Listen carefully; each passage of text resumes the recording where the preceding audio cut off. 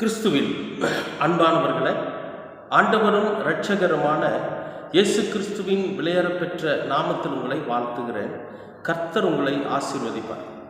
இன்றைய அனுதின உணவிற்காக கர்த்தர் நமக்கு கொடுக்கிற வார்த்தை யோபு 34 அதிகாரம் 23வது வசனம். மனுஷன் தேவனோடு வழக்காடும்படி அவர் அவன் மேல் மிஞ்சினதொன்றையும் சுமத்த மாட்டார் அப்படின்னு இன்றைக்கு யோபு சொல்லுகிற ஒரு வார்த்தை. அதிகப்படியான பாடுகளையும் அதிகப்படியான கேடுகளையும் அனுபவித்து கொண்டிருக்கிற ஒரு சூழல். அவனுக்கு எல்லாத்தையும் இழந்து போயிட்டார். அவருக்கான எல்லாவற்றையும் இழந்து என்னடா செய்யறது, அதுக்கு அடுத்த நம்முடைய வாழ்க்கையின் முன்னேற்றம் என்ன அப்படிங்கிற அந்த சூழ்நிலையில் இருக்கக்கூடிய யோபு இப்படி ஒரு வார்த்தையை சொல்கிறார்.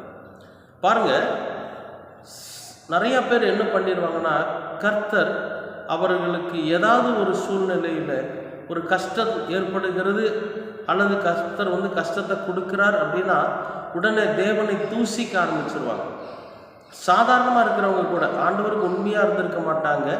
ஆண்டவருக்கான கீழ்ப்படிதல் அவர்களிடத்துல இருந்திருக்காது.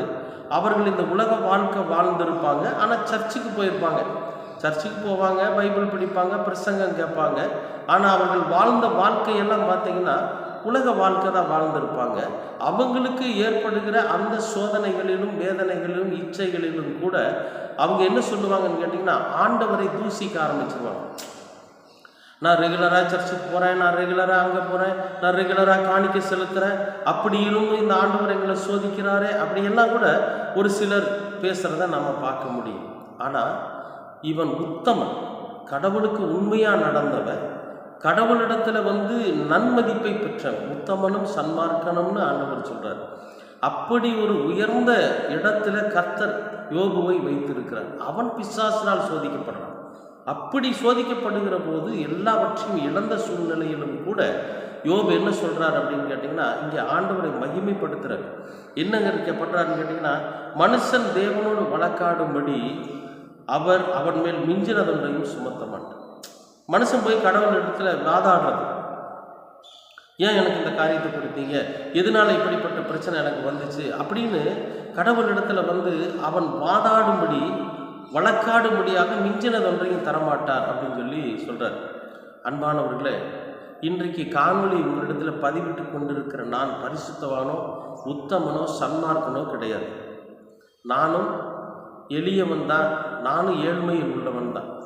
என்னுடைய வாழ்க்கையில் இந்த ஜனவரி 1ஆம் தேதி முதல் 2026 தொடங்கின நாள்லேருந்து இன்னைக்கு வரைக்கும் ரொம்ப பாடுகளை நான் அனுபவிச்சுக்கிட்டு இருக்கிறேன். அதாவது என்ன பாடுகள் அனுபவிக்கிறேன்னு கேட்டிங்கன்னா, உடல்நிலை சரியில்லாமல் போயிடுது. எனக்கு, என் மனைவிக்கு உடம்பு சரியில்லாத போயிடுது. கையில் என்னிடத்துல கொஞ்சம் கூட அதற்கான பொருளாதாரம் இருக்கிறதில்ல. அப்புறம் ஹாஸ்பிட்டல் போகிற நேரத்தில் எனக்கு ஏதாவது ஒரு பொருளாதாரம் கிடைக்குது. இப்படியெல்லாம் எனக்கு மாற்றி இருந்துகிட்டே இருக்குது. இன்றைக்கும் கூட எனக்கு உடல்நிலை சரியில்லாத நிலையில் தான் நான் இந்த காணொளியை பதிவிடுறேன். இன்றைக்கி ஆலயத்துக்கு வர்றப்ப நான் ஆண்டவரோடு போராட போகிறேன் அப்படின்னு என் மனைவிட்டு சொல்லிட்டு வந்தேன். நான் இன்றைக்கு ஆலயத்தில் போய் உட்காந்து கர்த்தரோடு நான் கேட்க போகிறேன், எதுக்காக நீங்கள் என்னை இப்படி இந்த பாடுகளுக்கு மத்தியில் அனுமதிச்சிருக்கிறீங்க, என்ன காரணம் அப்படின்னு சொல்லி கேட்கணும். அப்படிங்கிறதுக்காக நான் இன்றைக்கு ஆலயத்துக்கு வந்தேன். ஆலயத்தில் இந்த காணொளி எப்பொழுதும் இந்த இடத்துல தான் உட்காந்து நான் காணொளி பதிவிடுவேன். ஜெபம் பண்ணிட்டு தான் ஒரு சில வார்த்தைகளை எடுத்து நான் பதிவிடுவது வழக்கம். அது மாதிரி இன்றைக்கு நான் ஆண்டவரோடு வழக்காட வந்திருக்கிறேன், ஆண்டவரோடு நான் பேசுவதற்காக வந்திருக்கிறேன், நான் ஆண்டவர்கிட்ட கேள்வி கேட்கறதுக்காக வந்திருக்கிறேன் அப்படின்னு சொல்லி நான் இன்றைக்கு அமர்ந்து வேதத்தை எடுத்து வாசிக்கிறப்ப கர்த்தர் எனக்கு கொடுக்குற வார்த்தை என்ன சொல்கிறார் பாருங்க. மனுஷன் தேவனோடு வழக்காடும்படி அவர் அவன் மேல் மிஞ்சினதொன்றையும் சுமத்தும். அப்போ கடவுள் என் மேலே ஒன்றும் மிகப்பெரிய ஒரு பாரத்தையோ ஒரு மிகப்பெரிய சுமையவோ அவர் என் மேலே சுமத்த மாட்டார் அப்படின்னு இம்மானுவேலர் எனக்கு அறிவுரை சொன்னார். நாம் கூட சில நேரங்களில் அப்படி தவறி போயிடுறோமே அப்படிங்கிற அந்த மன வருத்தம் எனக்குள்ளே இருந்துச்சு. அன்பானவர்களை, எனக்கு மட்டும் இல்லை, அநேகருக்கு அப்படிப்பட்ட மன வருத்தம் இருக்குது. ஆனால் வேதம் ஒரு விஷயத்தை தெளிவாக சொல்லுகிறது. என்னென்னு, தேவன் எந்த மனிதனுக்கும் அவரோடு கூட வழக்காடும்படியான மிஞ்சினதொன்றையும் அவங்ககிட்ட கொடுக்க மாட்டாங்க. அப்போ சாதாரணமான விஷயம், எளிமையான விஷயம், நம்மால் ஜமாளிக்க முடியுங்கிற விஷயத்தை தான் கடவுள் நமக்கு கொடுப்பார். அப்படி கொடுத்து தான் நம்மை ஆண்டவரோடு இன்னும் அதிகமான நெருக்கமாக இருப்பதற்கு அவர் என்ன பண்ணுவார்னு கேட்டிங்கன்னா, இன்னும் இப்படிப்பட்ட சூழ்நிலைகளை கர்த்தர் நமக்கு கொடுப்பார். ஒரு சில நேரங்களில் நம்ம அவரை விட்டு கொஞ்சம் தூரம் விலகி போகிறப்போ, அவரோட கையை விட்டுட்டு நாம் நம்முடைய இஷ்டப்படி பயணிக்கிற போது இப்படிப்பட்ட சூழ்நிலைகள் எல்லாம் வந்து நம்ம மறுபடியும் ஆண்டவரிடத்தில் ஓடி வர்ற மாதிரி. அதாவது நீங்கள் வீட்டில் கோழி வளர்றதை பார்த்துருப்பீங்க. இந்த கோழி வந்து முட்டையிட்டு குஞ்சு பறிச்சிருக்கும். இந்த கோழி குஞ்சுகள் வந்து அந்த தாய் கோழியினோட காலுக்குள்ளேயே சுற்றிக்கிட்டே இருக்கும். திடீர்னு என்ன பண்ணும், எல்லா கோழியும் போயிடும், ஒரு கோழி எங்கேயோ ஒரு இடத்துல நின்றுக்கும், கீச்சு கீச்சு கீச்சு கீச்சுன்னு கத்திக்கிட்டு இருக்கும். அப்போ இந்த தாய் கோழி என்ன பண்ணுன்னு கேட்டிங்கன்னா, மற்ற குஞ்சுகளெல்லாம் கூட்டிகிட்டு போயிட்டுருக்கிறப்ப இந்த ஒரு குஞ்சு மட்டும் தனியாக அங்கே கத்திட்டு இருக்கும். திடீர்னு பருந்தோ அல்லது காகங்களோ அது வருதுன்னு தெரிஞ்ச உடனே அந்த குஞ்சு வேக வேகமாக கத்திட்டு வேகமாக ஓடி வந்து அந்த தாயினுடைய செட்டைகளுக்குள்ளே புகுந்துக்கும். அந்த மாதிரி இன்றைக்கு நம்முடைய நிலைமை. கொஞ்சம் விலகி போனோம், நமக்கு கடுமையான ஒரு பிரச்சனை வந்துச்சு, அதனால் வேகமாக ஓடி வந்து ஆண்டவரோட செட்டைகளுக்குள்ளாக நம்ம புகுந்துக்கணும். இப்போ நான் புகுந்துட்டேன்.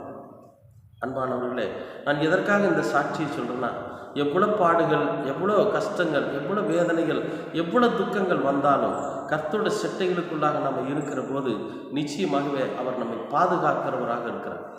மிஞ்சினது ஒன்றும் நம்மளால் தாங்கவே முடியாது, நம்ம இனி வாழவே முடியாது, இதை வச்சு நம்ம வாழ்க்கையில் ஒன்றுமே பண்ண முடியாது, இனி நம்ம வாழ்க்கை முடிஞ்சு போச்சு அப்படிங்கிற அளவுக்கு கர்த்தர் நம்மை வந்து சோதிக்க மாட்டார்.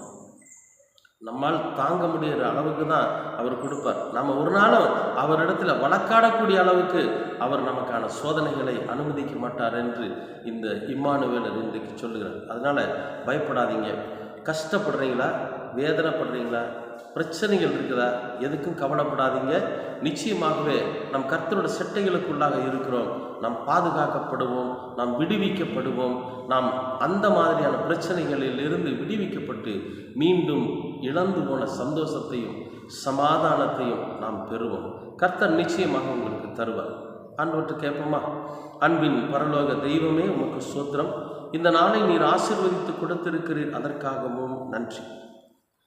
மனுஷன் தேவனோடு வழக்காடும்படி மிஞ்சின ஒன்றையும் அவன் மீது சுமத்த மாட்டார் என்கிற இந்த இம்மானுவேலருடைய அறிவுரையை ஏற்றுக்கொண்டு சின்ன சின்ன பிரச்சனைகள், சின்ன சின்ன கஷ்டங்கள், சின்ன சின்ன பாரங்கள் எங்கள் மீது இருந்த போதும் கூட ஆண்டவரே, நாங்கள் உம்மை ஒருபோதும் தூசிக்காமல் நீர் எங்களுக்கு நன்மையானதை செய்ய போகிறீர், நிச்சயமாகவே இந்த சூழ்நிலையிலிருந்து நீர் எங்களை விடுவிக்கப் போகிறீர் என்கிற நம்பிக்கையோடு கூட ஆண்டவரே, நாங்கள் எங்களுடைய வாழ்க்கை பயணத்தை தொடர நீங்கள் கிருபை பாராட்டுங்கள்.